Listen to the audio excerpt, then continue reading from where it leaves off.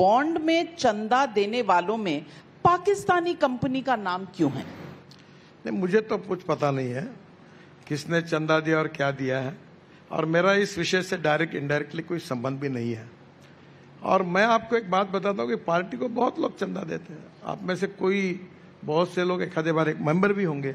अब इनमें से कोई व्यक्ति अगर रेड सिग्नल को वायलेट करता है और उसको पुलिस अरेस्ट करती है तो ये योगायोग है, उसको इसके साथ जोड़ने की कोई जरूरत नहीं है। तो मुझे इस बारे में एक्चुअली जानकारी नहीं है, क्योंकि ये पर एक बात मैं पक्की बताता हूँ कि मेरे डिपार्टमेंट में जिन्होंने कॉन्ट्रैक्ट किया, हर कॉन्ट्रैक्ट ट्रांसपेरेंसी के साथ ई टेंडर निकाल कर दिया है। 10 साल में मैंने 50 लाख करोड़ के काम किए, एक भी काम ई टेंडर के बिना नहीं किया, और जो लोवेस्ट आया है उसी को काम दिया है।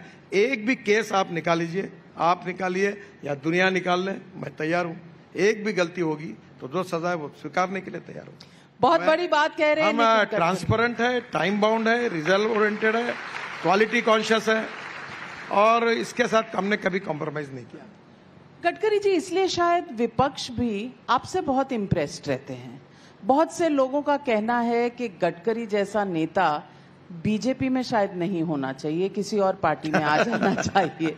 आपके बल्कि टिकट की अनाउंसमेंट नहीं हुई थी तब तक खलबली थी। उद्धव ठाकरे जी ने कहा कि आप महाविकास आघाड़ी से आकर लड़ लें, आपको सपोर्ट करेंगे, आपको जितवाएंगे।